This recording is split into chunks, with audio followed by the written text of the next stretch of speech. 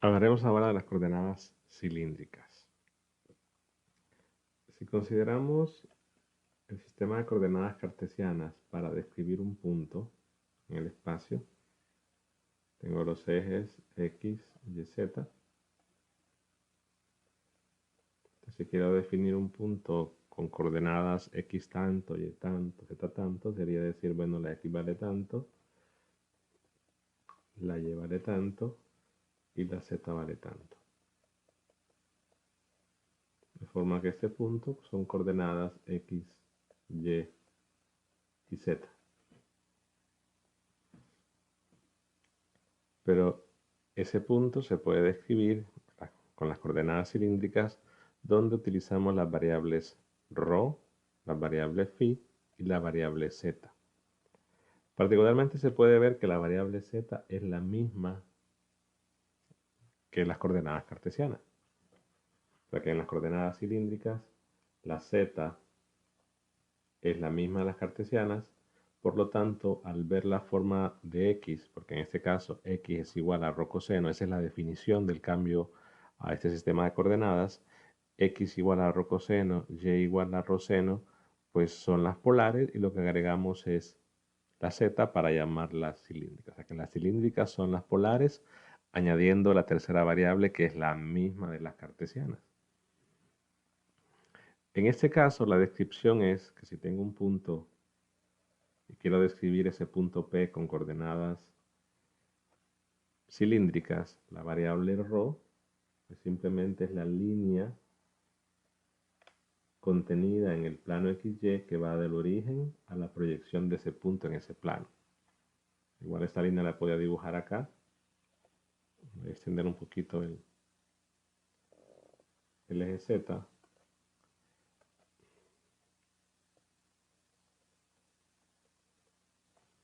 Y esa línea es ρ.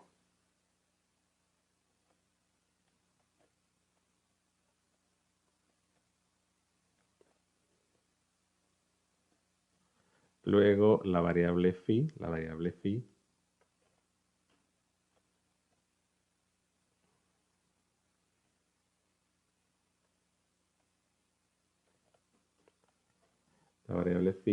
es el ángulo de esa proyección, de esa línea ρ contenida en el plano XY, pero medida del eje X. Y la Z pues es la misma de las coordenadas cartesianas. En todo caso, puedo definir un vector de posición del punto P y ese vector de posición va del origen al punto. Pero en este caso, el vector de posición no es en sí parte de las coordenadas cilíndricas. Las coordenadas cilíndricas, yo voy a describir ese punto diciendo ρ vale tanto, φ vale tanto y z vale tanto. Y ese punto lo puedo describir diciendo cuáles son los valores de las coordenadas en coordenadas, valga la redundancia, los valores de las coordenadas en cartesianas y cuántos son los valores de las coordenadas en cilíndrica. Y describo el mismo punto. Con esa información de cómo es el cambio, qué relación hay, digo, x igual a ρ coseno de phi, y igual a ρ seno de phi, y la z pues igual a z, me permite establecer las relaciones de cómo hacer lo inverso, pasar de coordenadas cilíndricas a cartesianas. Particularmente si yo hago x cuadrado más y cuadrado, observo que esto es ρ cuadrado, me quedaría un coseno cuadrado más seno cuadrado, entonces simplemente ρ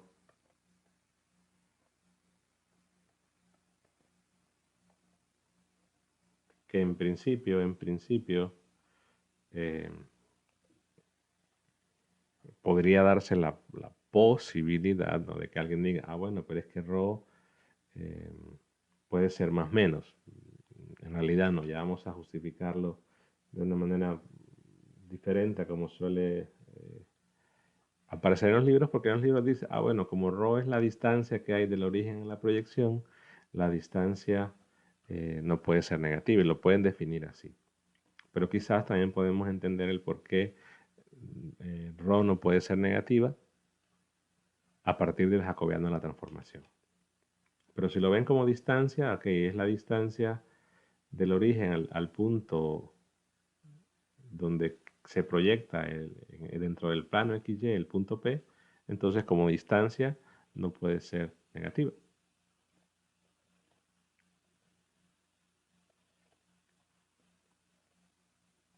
Y así definimos el rango de valores. Claro, puede ser cero.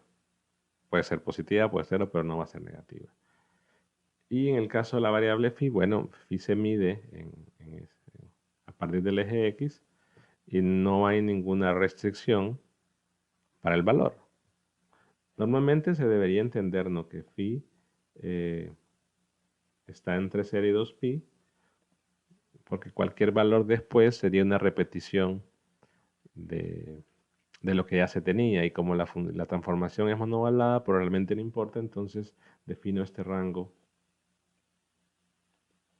de valores los que puede tomar. Recordemos que x, y, z, las tres en cartesianas, van de negativo infinito a infinito.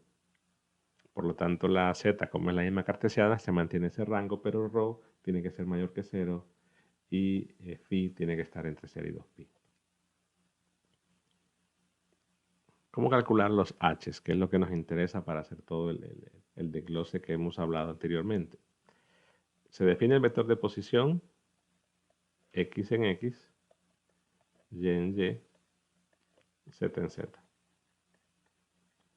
Se cambian, ¿no?, lo que vale x, dada la relación esta, que es ρ coseno de phi en x, más ρ seno de phi en y, más z en z.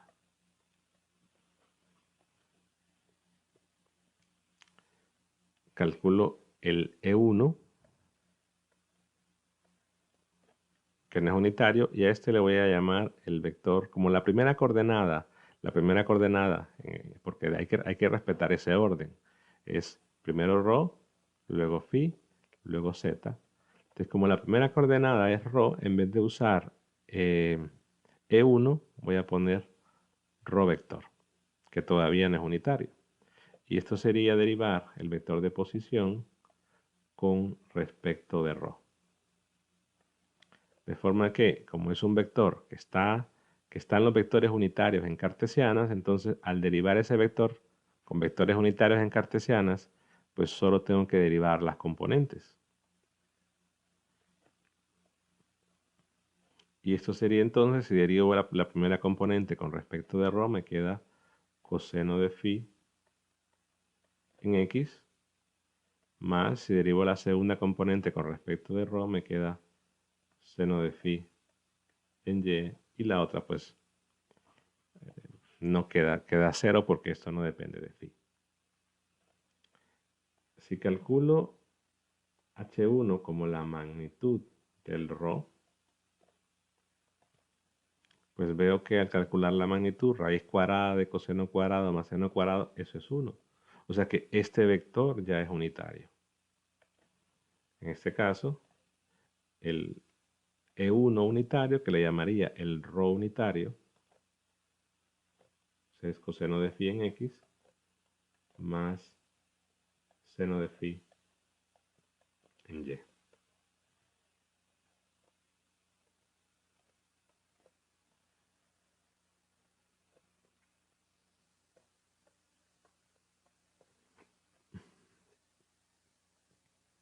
Si ahora calculo el E2, que es como la segunda variable phi, entonces le voy a llamar el phi unitario. En realidad esta letra es, algunos hacen la phi así, o la phi así. Esta vamos a dejarla para potencial en el capítulo 5 y esta la vamos a dejar para las coordenadas cilíndricas. Entonces en realidad esta es phi y esta es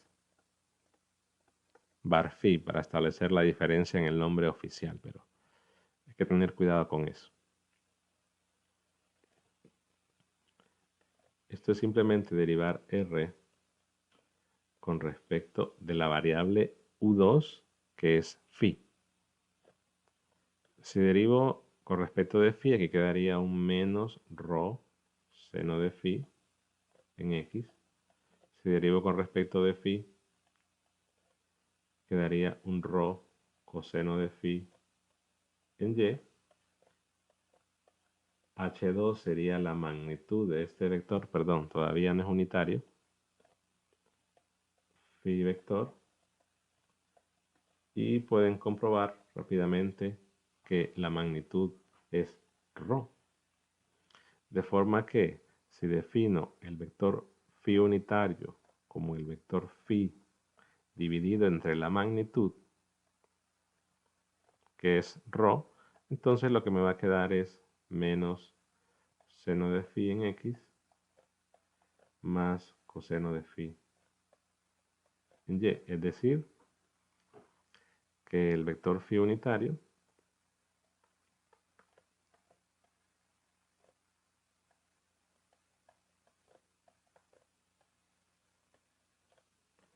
y si recuerdan, estas expresiones son las mismas que se usaban en física 100 para el vector radial y para el vector tangencial. Si calculo el E3, que en realidad no va a hacer falta, como la variable 3 es la z, entonces sería ser el z vector. Derivamos todo esto, el vector r con respecto de z, no lo voy a plantear, pero no va a hacer falta. Y eso nos quedaría z unitario. Entonces quiere decir que al calcular el H3 es toda 1. Y quiere decir que el E3 es el z unitario. Lo cual tiene sentido, ¿no? Porque aquí es E2, perdón. Lo cual tiene sentido porque el z es la misma, la z es la misma de las cilíndricas con las cartesianas. Entonces ahí no hay mucho que hacer.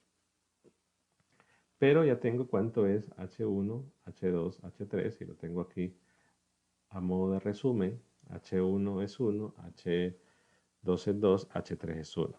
Y realmente el comentario es ortogonal. Bueno, sí. Ya dijimos que no íbamos a hablar de un sistema que no fuese ortogonal, al menos en este curso. Si tengo entonces cuánto es el H1, H2, puedo hablar del diferencial de línea. Recordemos que es H1 de DU1 E1 más H2 de DU2 E2 más H3 de DU3 E3. Entonces en coordenadas cilíndricas el H1 vale 1, la primera variable es ρ, el primer vector es ρ unitario, el H2 vale ρ, la segunda variable es phi, el vector es phi unitario, el H3 vale 1, la tercera variable es z, y el H3 es, perdón, L3 sería z unitario. Diferencial de área. Pues es más o menos, si quiero la componente en ρ, tendría que multiplicar la componente en phi con la componente en z. Es decir, ρ de phi de dz. Si quiero la componente en phi, tengo que multiplicar la componente en ρ con la componente en z. Las otras dos, las dos restantes, si lo quieren decir así. Que sería entonces de ρ de z.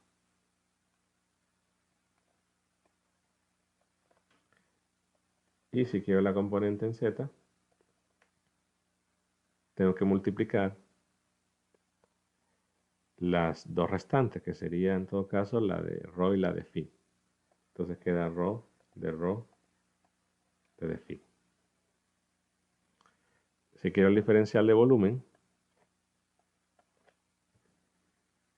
pues multiplico las tres componentes. Es decir, quedaría ρ de phi de dz.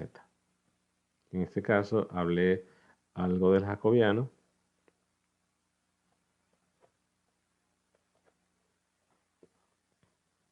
que se mencionaba, ¿no? Que se decía que la transformación iba a ser biunívoca si el jacobiano era diferente de cero. Pero aquí hemos dicho que ρ puede ser cero. Pero claro, si ρ es cero, estaríamos hablando de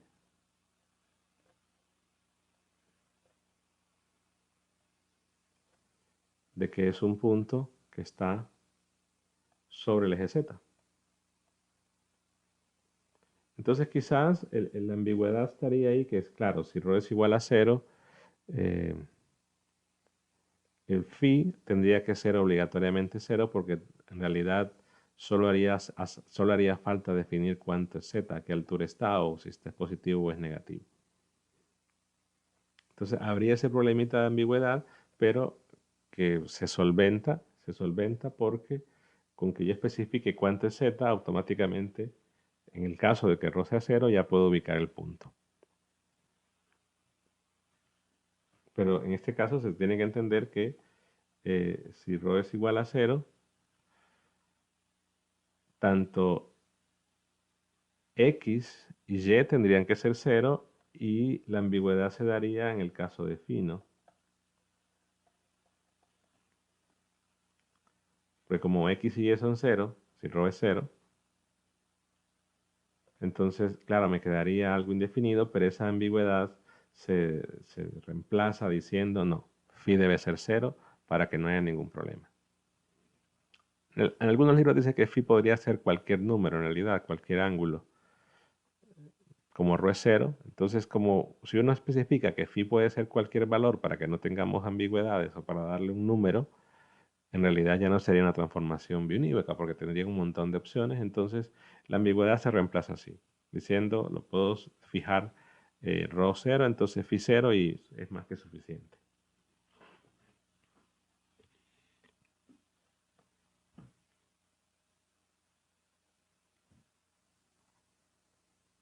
Si hablamos ahora del gradiente.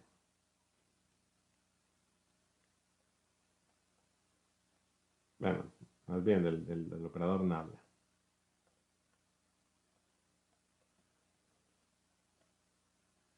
Recordemos que el operador nabla, pues, era 1 sobre h1, E1 entre h1 por la derivada parcial con respecto a u1, más E2 con la derivada sobre h2 por la derivada parcial de u2, más E3 sobre h3, derivada parcial con respecto a u3. Por lo que en coordenadas cilíndricas, perdón, el E1 es ρ unitario sobre H1 que es 1, entonces solo quedaría ρ unitario, derivada parcial con respecto a ρ, L2 que es pi unitario sobre el H2 que es ρ, derivada parcial con respecto de phi, más el E3 que es z unitario sobre 1, derivada parcial con respecto de z. Si planteo la divergencia,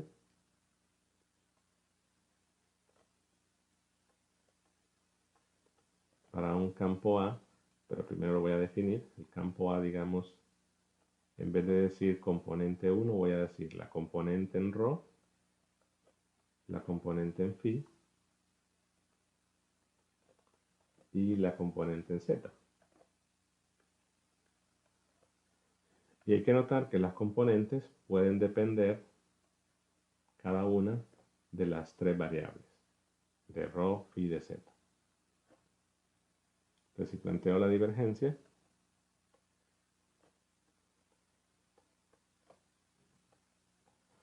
recordemos que iba 1 entre h1, h2, h3.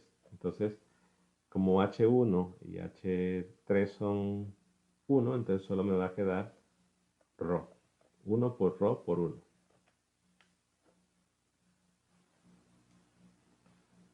Luego va, bueno, creo que mejor lo voy a escribir para que no estén volteando a ver el cuaderno, simplemente derivada con respecto a 1, H2, H3, la componente 1, derivada con respecto a U2, H1, H3, componente 2, derivada con respecto a U3, H2, H2, H1 o H1, H2, componente 3. Entonces aquí falta el H1, aquí falta el H2, aquí falta el H3. Ya en el caso de las cilíndricas, esto es ρ, derivamos con respecto de ρ, H2 que es ρ, la componente 1 que sería la componente en ρ, derivamos con respecto de phi, H1 que es 1, H3 que es 1, entonces solo quedaría entonces la componente phi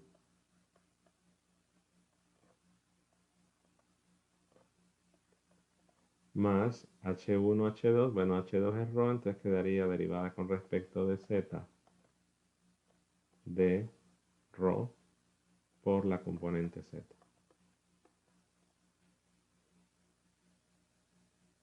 Y esto lo puedo desarrollar así, de forma que separo, ¿no? Si quiero hago la derivada. En todo caso, esto es 1 sobre ρ.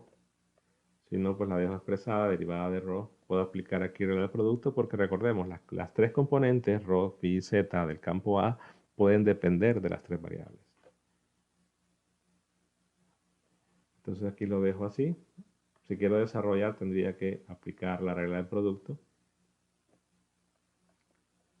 El ρ divide a la derivada con respecto de phi, de la componente phi. Y en el último caso, como es una derivada con respecto de z, y ρ no es función de z, entonces ρ sale de la derivada, al salir se me cancela con esta de acá. Entonces solo me quedaría la derivada de la componente z con respecto de z. Y esa expresión, evidentemente, luego de hacer la simplificación, es la que aparece en el libro de Bagnes. El rotacional, igual lo podemos plantear.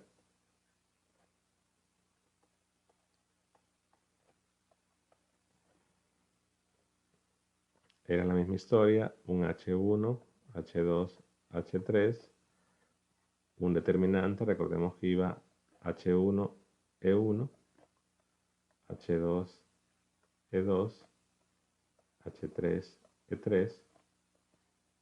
Aquí va la derivada con respecto a U1, derivada con respecto a U2, derivada con respecto a U3.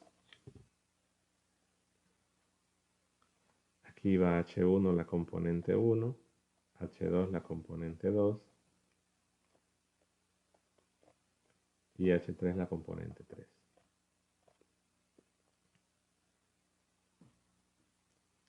Coordenadas cilíndricas,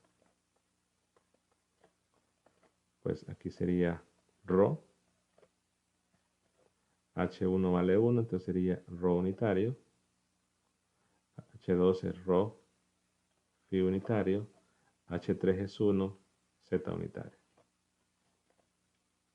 Derivada con respecto de ρ, derivada con respecto de phi, derivada con respecto de z, H1 que es 1, la componente ρ, H2 que es ρ, la componente phi, H3 que es 1, la componente z. Entonces el rotacional de A, primero escribo, bueno, el 1 entre ρ, que es el producto de H1, H2, H3, por, y en este caso sería derivar con respecto de phi, la componente z.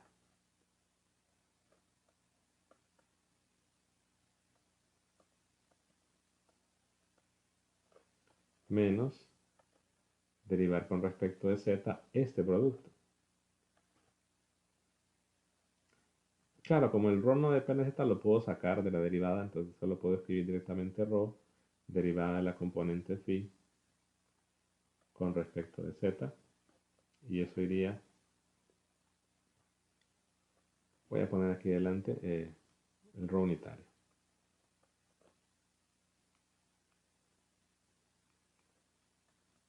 Luego menos,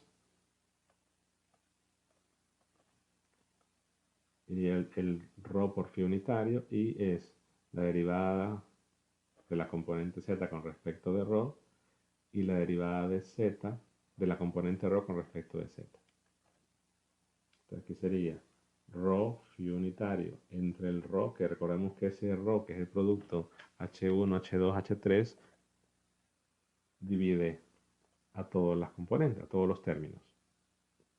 Derivada de la componente z con respecto de ρ menos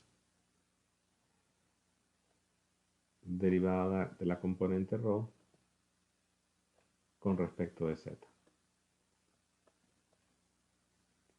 Y tenemos la ventaja que este ρ se va a eliminar. Luego quedaría z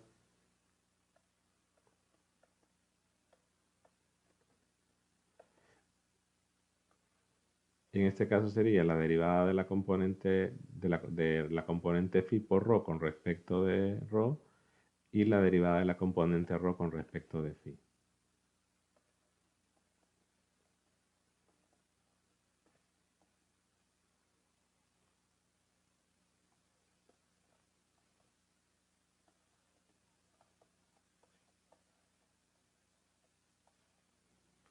Dividido aquí entre ρ, porque lo divide todo. Entonces, si ordeno un poco, solo para colocarlo como lo da Agnes, quedaría así. Voy a escribirlo: ρ unitario, 1 sobre ρ, derivada de la componente z con respecto a phi, menos, aquí se ve el ρ, solo quedaría derivada de la componente phi con respecto a z. Aquí voy a colocar un phi, el negativo lo voy a meter aquí para cambiar el orden, derivada de la componente ρ con respecto de z, menos derivada de la componente z con respecto de ρ. Luego en el último quedaría z, lo voy a escribir así: 1 sobre ρ, derivada de ρ por la componente phi con respecto de ρ, menos 1 sobre ρ, derivada de la componente ρ con respecto de phi. Tengo entonces la expresión de rotacional en coordenadas cilíndricas, y de igual forma les queda a usted de tarea, a partir de la expresión en términos generales H1, H2, H3 y los vectores en curvilíneas generales, verificar el laplaciano, planteando esas derivadas, hacer todas las simplificaciones y llegar a la respuesta que plantea Agnes para el laplaciano. Algo que es importante, suele ser muy útil, que por ejemplo si escribo el ρ unitario en términos de las coordenadas cartesianas y escribo el phi unitario en términos de las cartesianas, que creo que este se recuerda más rápido porque nuevamente esto en física 100, este era el vector radial, este el tangencial en un movimiento circular. Pero si los versores en coordenadas cilíndricas se pueden escribir en función de los versores en coordenadas cartesianas, quiere decir que se puede hacer a la inversa. Los versores en coordenadas cartesianas, escribirlos en función de los versores en coordenadas cilíndricas. Y eso es fácil de plantear de dos formas. La manera quizás no tan recomendada de que plantear esto como un sistema de ecuaciones, es decir, plantearlo como un sistema matricial y decir esto es igual a, que esto de repente es el enfoque que utiliza el libro de Sadiku.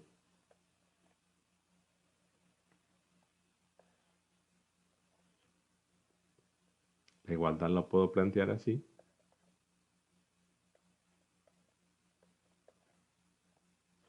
Y si yo despejo el sistema, entonces X y Y sería la inversa de esta matriz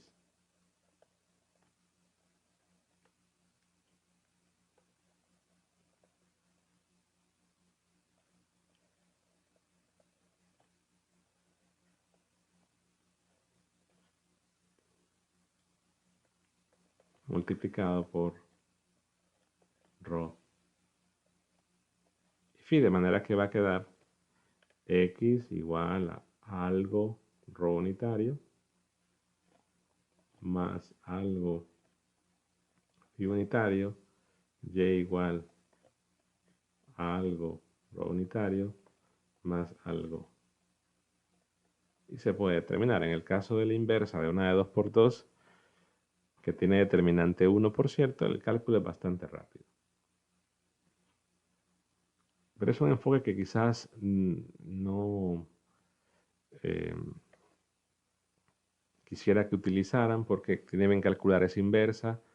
Aquí como la coordenada z es la misma en cartesianas y cilíndricas, entonces el sistema, o sería un sistema de 2 por 2, la inversa sería de una matriz de 2 por 2.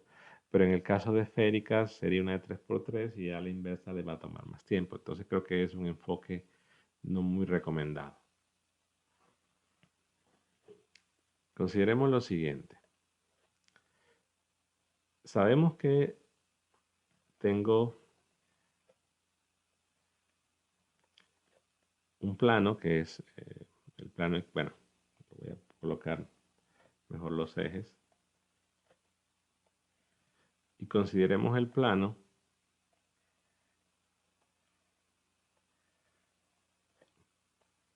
YZ, que es un plano X igual a una constante.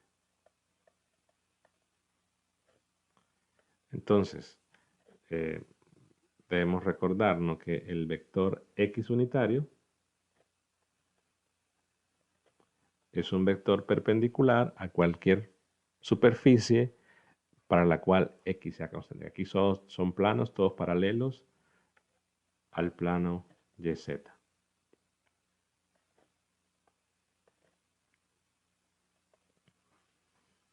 Entonces, si yo recuerdo la definición de que X es igual a ρ coseno de phi,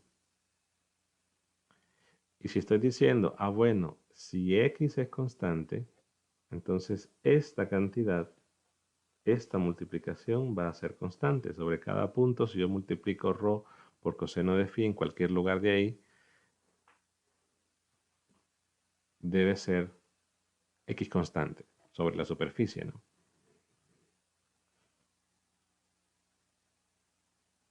Entonces, si esta es una superficie variable constante y yo le tomo el gradiente a eso constante, ¿qué debería obtener? Un vector normal a la superficie X constante. O sea que si tomo el gradiente de esa expresión que es X, lo que me daría es un vector X que sería perpendicular a él. Después le tomo la magnitud y lo hago, divido entre la magnitud, perdón, y lo hago unitario. Pero la idea es que el gradiente de esta cantidad, cuando es constante, sería un vector perpendicular a la superficie X igual a constante. Pero claro, no como aquí tengo variables que están en coordenadas cilíndricas, porque ρ y phi son cilíndricas, entonces debería de tomar el gradiente en cilíndricas, de forma que el X vector y recordemos cómo es el gradiente en cilíndricas, ¿no? Es 1 sobre H1, lo voy a poner así, ρ unitario sobre H1, que es 1, derivo la cantidad con respecto de ρ,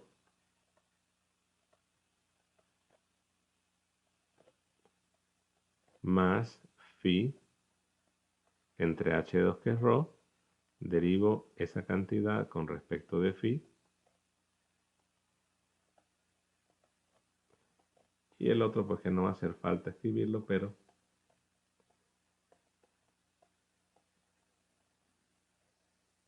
o sea, lo que estoy diciendo es que tomo el gradiente a eso, pero el gradiente en cilíndricas. Si derivo con respecto, y mejor lo voy a poner aquí para no escribirle x y que se entienda lo que es, le voy a poner normal a la superficie x constante, así. Para que resaltemos el hecho de que es perpendicular a esa superficie x constante. Si derivo con respecto de ρ, me quedaría coseno de phi en ρ. Si derivo con respecto de phi, el ρ se va a eliminar y lo que me quedaría es menos seno de phi en phi. Lo otro me quedaría 0. Le tomo la magnitud, pero calculo la magnitud y esto es un detalle importante. Si tengo un vector en un sistema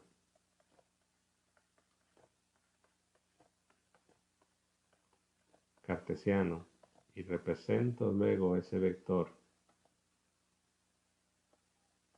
en el sistema curvilíneo,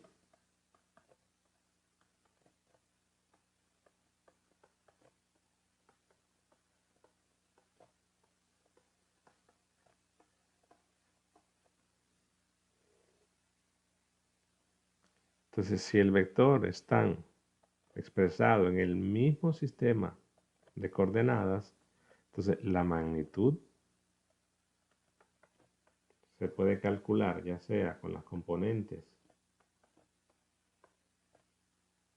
en cartesianas o con las componentes en el sistema curvilíneo. Si es ortogonal, y ya dijimos que solo íbamos a ver en este curso sistemas ortogonales.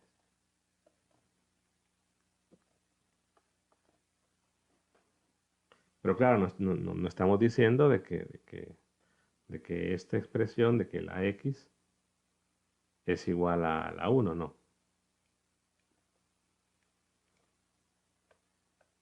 Es decir, no es que la x sea igual a 1 ni que la y, sino que el hacer toda esta suma es igual a toda esta suma.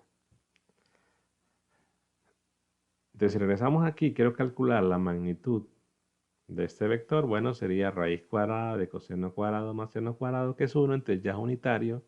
Por lo tanto, ahora sí digo x unitario es coseno de phi en ρ menos seno de phi en phi. Y ya está expresado x en términos de ρ y de phi, que debería llegarse a la misma respuesta cuando ustedes hagan con la idea del, de la inversa de esa matriz. Y es la misma expresión que aparece en el libro de Bagnes.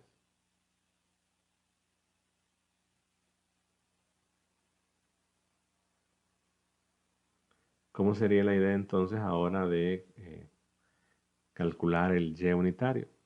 Bueno, igual, considero una superficie para la cual y es constante. El vector y unitario es perpendicular a él. En este caso, y es roseno.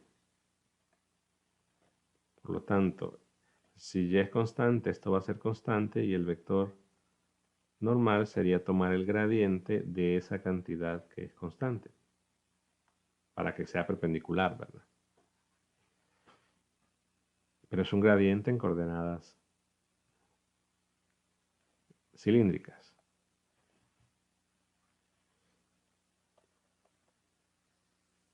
Si hago la operación rápidamente, derivada es 1, es decir, es rho unitario, divido entre h1, derivo con respecto de rho, me queda seno, más 1 sobre rho, se cancela el rho, me quedaría entonces phi, derivo seno y me queda coseno. La otra pues en z aparece, ya es unitario, de forma que puedo decir que el vector y unitario es simplemente seno de phi, rho, más coseno de phi en phi. Y es una manera bastante práctica de deducir rápidamente con una simple derivada los vectores unitarios o los versores en coordenadas cartesianas en términos de los versores en coordenadas cilíndricas. Y la idea se puede expresar realmente, se puede utilizar para cualquier sistema y así obtengo unos en función de los otros y viceversa. Otra cosa que suele ser de interés, ya dijimos que las superficies donde las variables son constantes en cartesiana son planos paralelos a los planos de los ejes, ¿no? Es decir, aquí sería superficie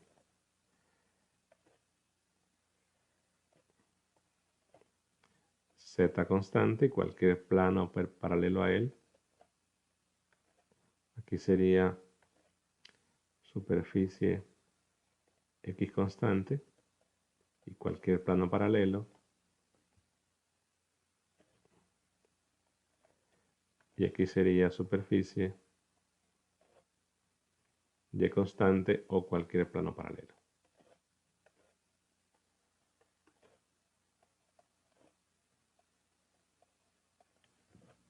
Entonces, las superficies constantes en cartesianas son planos, pero ahora nos surge la pregunta, bueno, ¿y en coordenadas cilíndricas cómo son las superficies cuando la variable es constante? Quizá la única que podríamos decirlo inmediatamente es la z, porque como la z es la misma de las cartesianas, entonces de esta no habría que decir mucho porque también sería un plano, este de acá. ¿Por qué es importante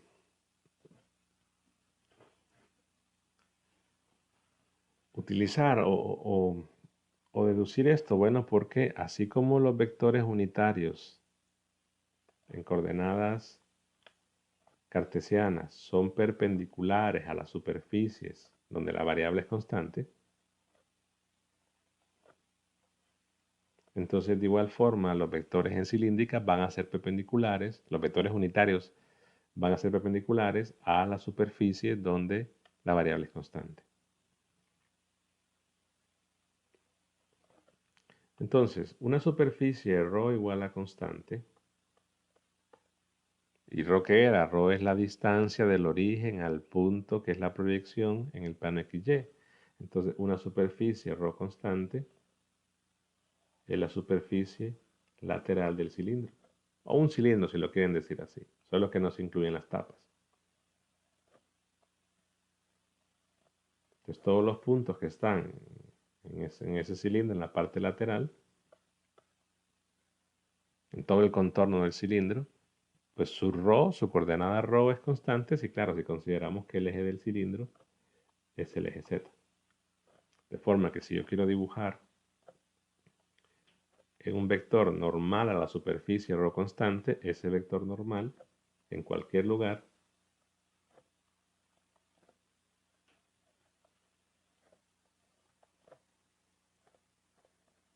claro, va a ser más fácil de dibujar.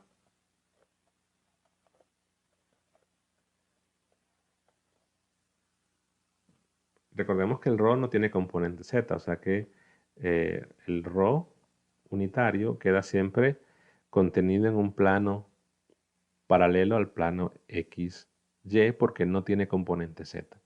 Igual el phi no tiene componente z, de forma que si yo los quiero dibujar y son perpendiculares, el phi sería tangente al cilindro.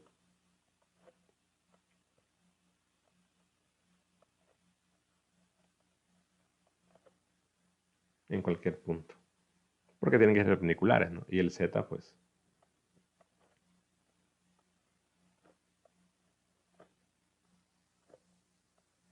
perpendicular a esos dos. Observen que si lo estoy colocando en este punto, lo dibujo en este punto y lo dibujo en este otro, las direcciones cambiaron. Y eso creo que debe quedar claro, ¿no? Que son vectores variables porque el ρ y el φ ambos dependen de phi. O sea que si phi es un valor o grafico el ρ unitario y phi unitario en algún lugar y cambia el phi, entonces van a cambiar. Es decir, estos vectores dependen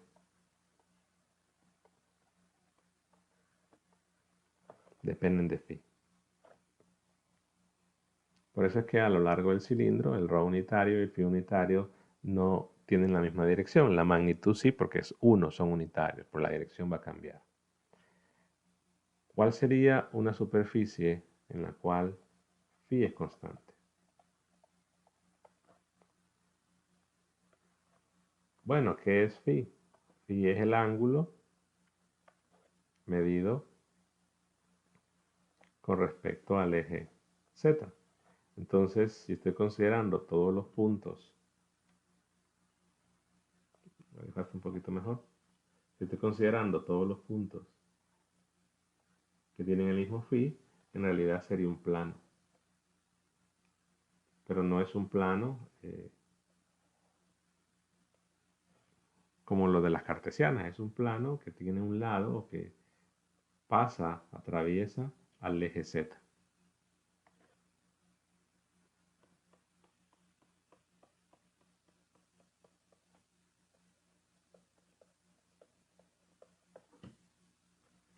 De forma que si voy a dibujar el phi unitario, tendría que ser perpendicular y va en esta dirección. Ojo con eso.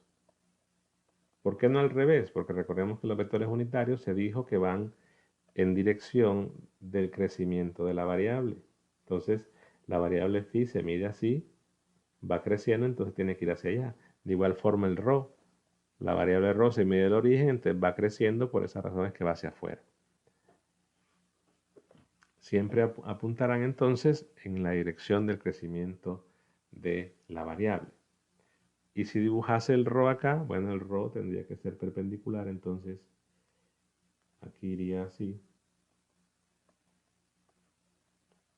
aquí iría así.